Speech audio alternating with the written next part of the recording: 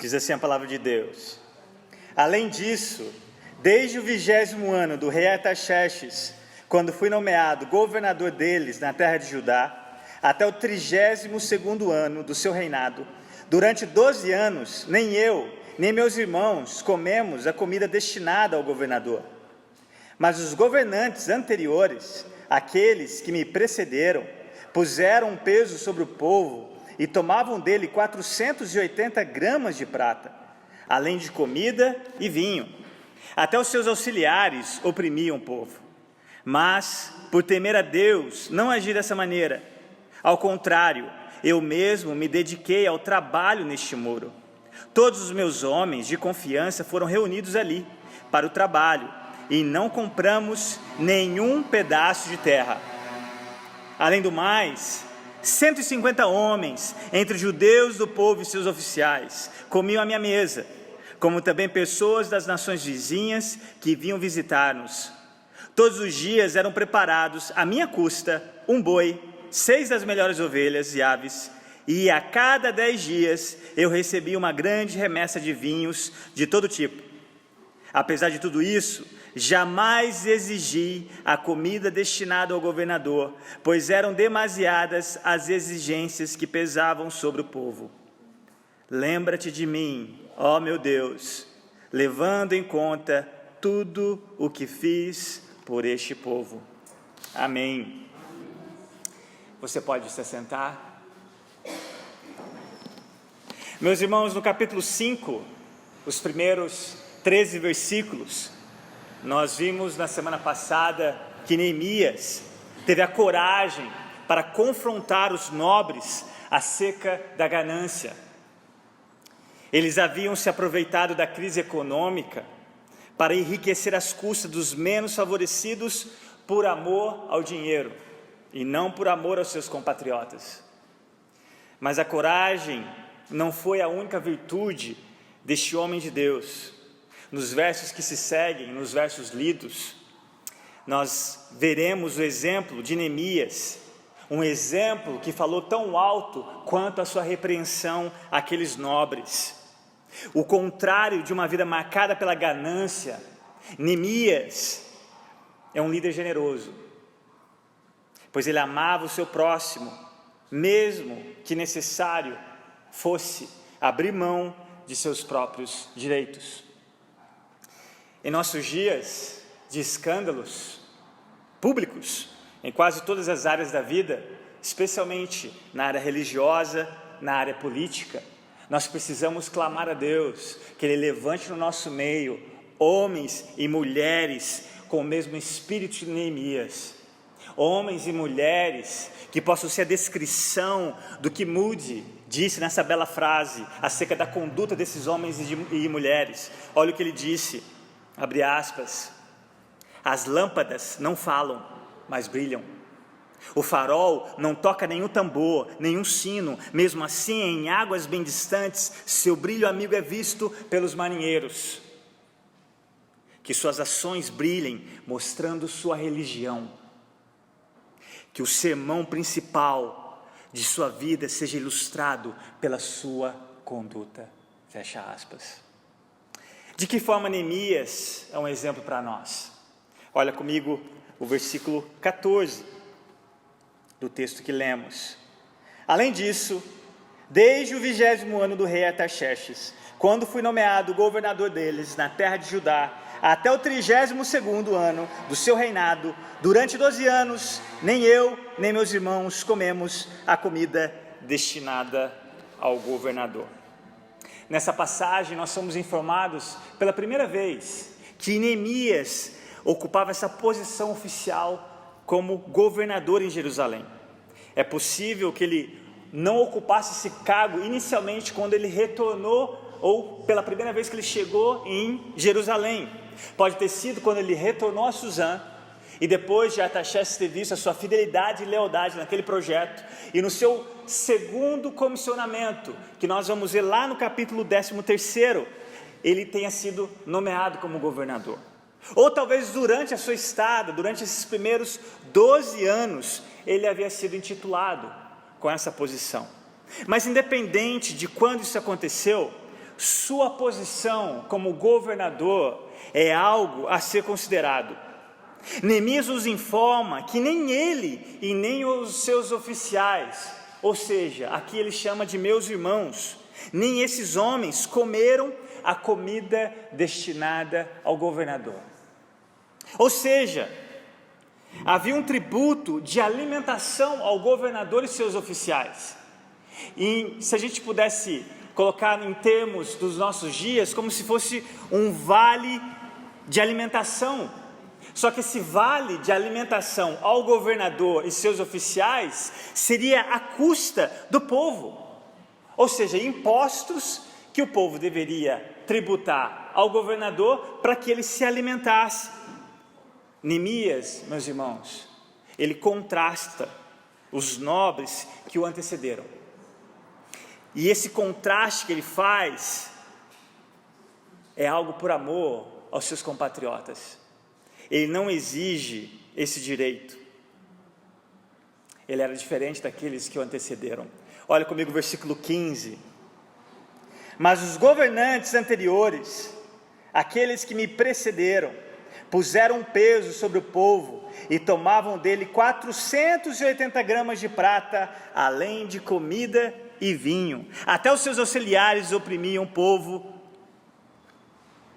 Olha o que Neemias nos diz, até os auxiliares desses governantes oficiais oprimiam o povo com esse tributo, pela alimentação, para a alimentação, no caso, desse governador, na verdade, os que antecederam Neemias. Neemias está vivendo o mesmo princípio que Paulo vai dizer lá em 1 Coríntios, no capítulo 9. O apóstolo Paulo, ele tinha o direito, ou seja, o sustento, por meio das contribuições dos quais ele ministrava. Mas, depois dele ter defendido o seu direito quanto a essas contribuições, meus irmãos, não se distraiam, por favor, preste atenção no que está sendo dito aqui, quanto à palavra de Deus. Paulo, enquanto ele defendia o seu direito de apostolado, o seu direito das contribuições, aquele povo o qual ele ministrava aqui no contexto aos Coríntios, Paulo diz o seguinte no versículo 15, lá do capítulo 9, mas eu não tenho usado de nenhum desses direitos. Paulo não disse que todo obreiro cristão deveria fazer isso, pois ele mesmo vai dizer que o obreiro ou o pastor é digno do seu salário, lá no versículo 14 do mesmo capítulo 9 de 1 Coríntios. O próprio Jesus vai dizer que o trabalhador é digno do seu salário, lá em Lucas, no capítulo 10, no versículo 7. Mas, meus irmãos, todo cristão deve seguir o exemplo de Paulo e Neemias nessa área. Que exemplo é esse? Uma atitude espiritual equilibrada em relação à riqueza e o ministério pastoral, vivendo uma vida simples e de contentamento, sem ostentar o luxo, à custa da fé alheia. Observem a semelhança da atitude de Neemias nas palavras de Paulo de novo, lá em Atos, no capítulo 20, versos 33 ao 35, olha o que diz: não cobicei a prata, nem o ouro, nem as roupas de ninguém. Vocês mesmos sabem que estas minhas mãos supriram minhas necessidades e as de meus companheiros. Foi quando a igreja parou de sustentar esse missionário, esse apóstolo, Paulo teve que usar da sua profissão para ele não passar fome, para a vergonha da igreja. E ele fala isso para eles: eu não abusei de vocês em nenhum momento, pelo contrário, as minhas próprias mãos me sustentaram. E ele continua: em tudo que fiz, mostrei-lhes que mediante trabalho árduo, devemos ajudar os fracos. Aqui ele está dando exemplo, assim como Neemias, nós vamos ver no exemplo de Neemias, na sua dedicação ao trabalho árduo, àquela muralha. E Paulo continua: devemos ajudar os fracos, lembrando as palavras do próprio Senhor Jesus, que disse: a maior felicidade em dar do que em receber. Porque Neemias fez o que fez? Olha comigo no final do versículo 15. Mas, por temer a Deus, não agi dessa maneira. Mas, por temer a Deus, não agi dessa maneira. Agir de qual maneira? Aos seus antecessores. Para as pessoas em posição de autoridade, Neemias aqui como governador, eu sei que vocês leem notícias, ouvem notícias de pessoas em cargos de autoridade, e é uma posição muito perigosa, muito tentadora, quando você principalmente lida com dinheiro público, ou com certa quantidade de dinheiro, ou que você ostenta uma posição diante da sociedade. Neemias aqui nessa posição como governador, ele sabia que a prestação de contas dele era com alguém superior a dele, o próprio Deus. O temor a Deus. Meus irmãos, esse é o antídoto para os nossos corações, seja em qual posição que Deus te colocar, e seja quem quer que esteja submisso à sua posição. Nós temos que andar no mesmo temor que Neemias andou. Oswald Chambers, ele disse uma frase muito profunda acerca desse temor. Ele disse o seguinte, abre aspas: a coisa mais notável em relação a Deus é que quando você teme a Deus, não teme mais nada, enquanto que se não teme a Deus, teme todo o resto. Fecha aspas. Foi esse santo temor de Deus que fez com que José corresse, ao invés de cair nos braços da esposa de Potifar. Foi esse mesmo temor que fez com que Daniel e seus amigos não se contaminassem com as finas iguarias da mesa do rei. Observem que o temor a Deus é acompanhado por amor ao próximo. Verso 16. Contrastando a atitude dos seus antecessores, Neemias disse: ao contrário, eu mesmo me dediquei ao trabalho neste muro. Todos os meus homens de confiança foram reunidos ali para o trabalho, e não compramos nenhum pedaço de terra. Neemias vai dizer ao contrário, ou seja, no primeiro momento nós vemos ele demonstrando amor aos seus compatriotas, em dedicando-se na construção daquele muro, daquela muralha. Neemias é governador aqui, meus irmãos. Ele abriu mão dos seus direitos do tributo alimentício, ou das regalias de um governador, e ele veste a camisa como qualquer judeu para a construção daquela muralha. Ele não só abre mão dos seus direitos, mas ele dá exemplo, ele suja a mão, por assim dizer, junto com os seus compatriotas. Neemias, como governador, nos dá um exemplo de liderança através do serviço. Nenhum líder, na minha opinião, é digno de ser seguido, a não ser que ele dê exemplo daquilo que ele exija dos seus liderados. James Hunter, ele faz uma distinção muito interessante acerca de poder e de autoridade. A sua posição, ela tem as duas coisas, poder e autoridade. Ele vai dizer que o poder é a faculdade de forçar ou coagir alguém a fazer a sua vontade, por causa da sua posição. Então, normalmente numa empresa as pessoas temem o chefe por causa da posição dele, ou seja, ele está exercendo o poder sobre os seus liderados. Enquanto a autoridade é a habilidade de levar as pessoas a fazerem de boa vontade o que você quer, por causa da sua influência pessoal, por causa da sua conduta.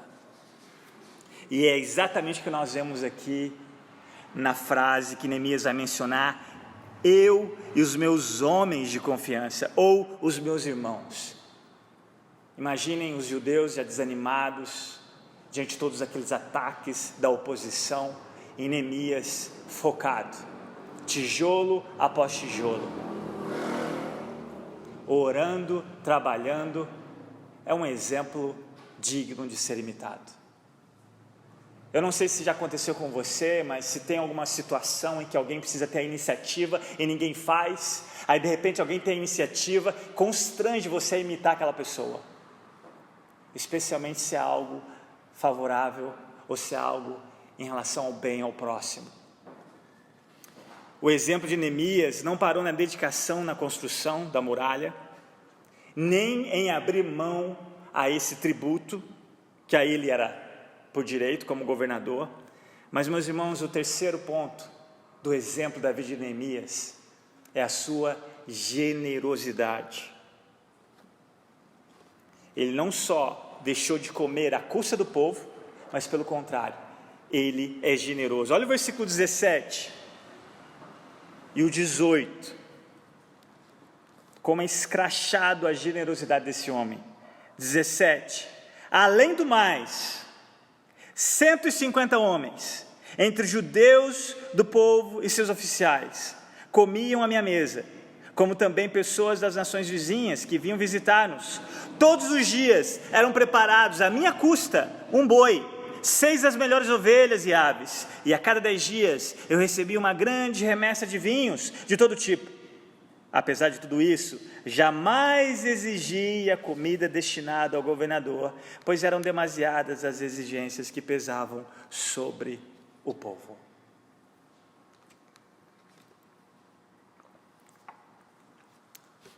Você pode imaginar o que é matar um boi diariamente? Eu não sei qual que era a boiada de Neemias, mas eu fiz um cálculo aqui. Se você pegar aí nesse primeiro comissionamento de Neemias de 12 anos, multiplicar por 365 dias, vão ser 4.380 bois.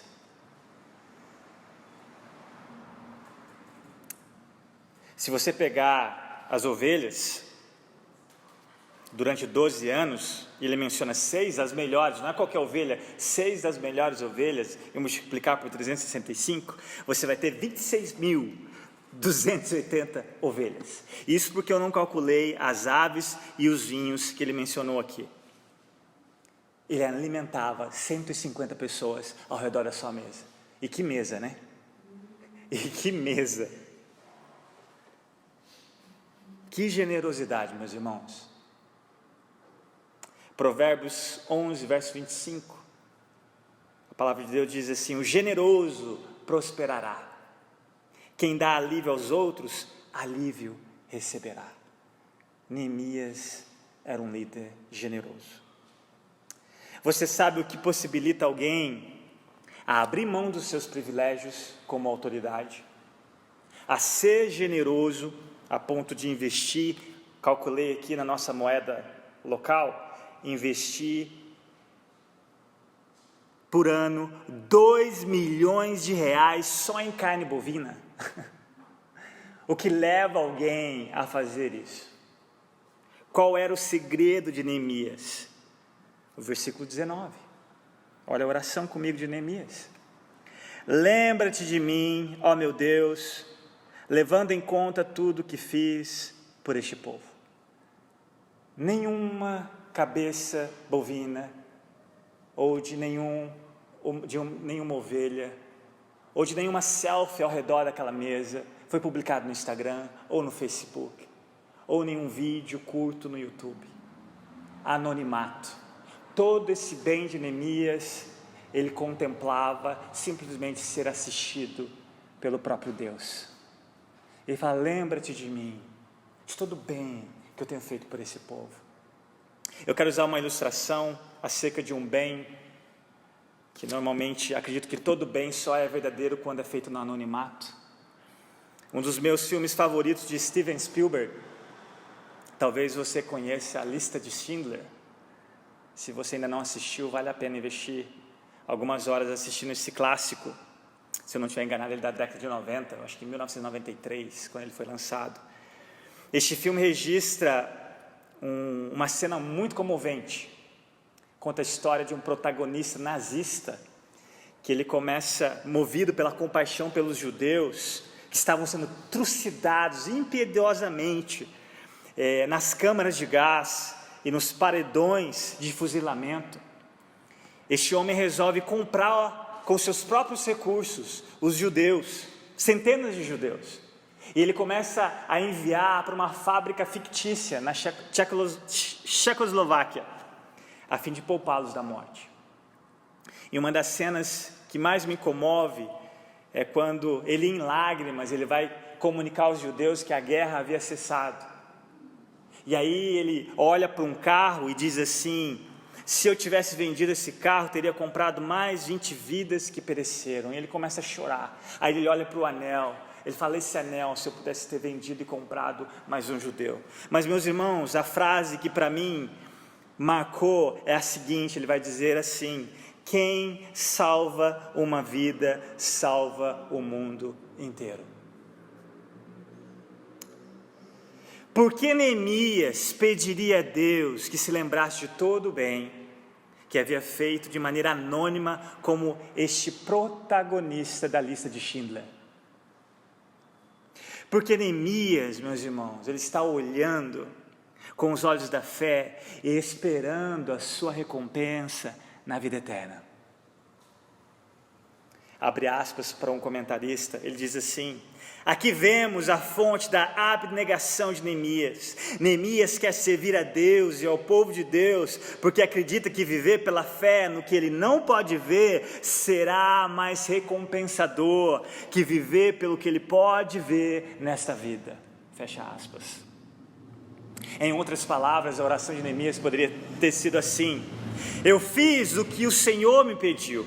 Posso não ter feito isso com a pureza absoluta que exiges, e para isso imploro a sua misericórdia, mas fiz isso com sinceridade, por mais pobre e débil que fosse.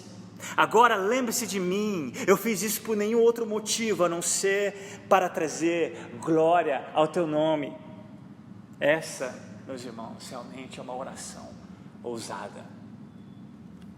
E eu concluo: o que nós vemos nesses versos, no exemplo de Neemias, numa posição de regalias como governador, abrindo mão dos seus direitos como governador, não só abre mão, mas serve no meio do povo, mas não só serve no meio do povo, é generoso para com o povo, simplesmente, se eu puder usar essa palavra simplesmente, mas tudo isso são vislumbres do próprio Cristo, o próprio Cristo.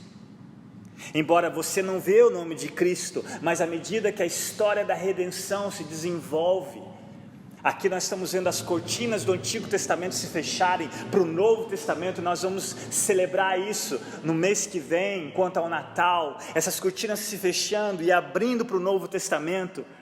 Nós estamos vendo aqui os vislumbres do governador do universo, onde ele vem até nós, abrindo mão dos seus direitos, por amor, ao ver a nossa necessidade desesperadora como pecadores.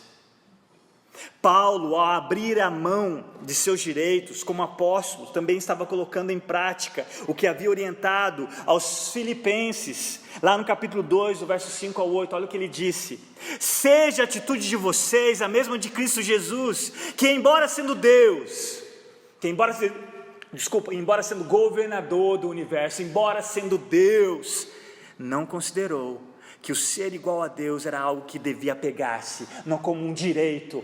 Pelo contrário, ele abre mão desse direito, ele não deixa de ser divino.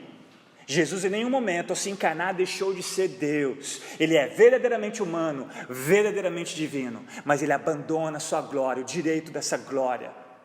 E Paulo continua: mas esvaziou-se a si mesmo, vindo a ser servo.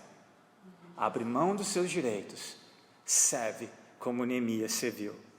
E ele continua, ele demonstra a sua generosidade. Como Jesus demonstra isso? Paulo continua: tornando-se semelhante aos homens e sendo encontrado em forma humana, humilhou-se a si mesmo e foi obediente até a morte e morte de cruz. Eu encerro na frase de Schindler: quem salva uma vida, salva o mundo inteiro. Meus irmãos, Jesus poderia ter salvo a sua própria vida, mas a sacrificou, até a última gota de seu sangue vertido na cruz, pois só assim os escolhidos da lista de Deus poderiam ser salvos. Não só salvos da ira vindoura, mas agora o Espírito Santo nos capacita com a mesma motivação do Filho. Nos capacita pelo Espírito Santo para servirmos o próximo, dispostos a abrirem mão de seus direitos, pois nada se compara à generosidade no exemplo de nosso Senhor Jesus Cristo. E eu encerro com as palavras do próprio Jesus. Em Mateus capítulo 20, do verso 25 ao 28, ele disse o seguinte: Jesus os chamou e disse: vocês sabem que os governantes das nações as dominam, e as pessoas importantes exercem poder sobre elas. Não será assim entre vocês. Pelo contrário, quem quiser tornar-se importante entre vocês deverá ser servo, e quem quiser ser o primeiro deverá ser escravo. Em outras palavras, sem direito. E ele termina: como o Filho do Homem, que não veio para ser servido, mas para servir e dar a sua vida em resgate por muitos. Vamos orar?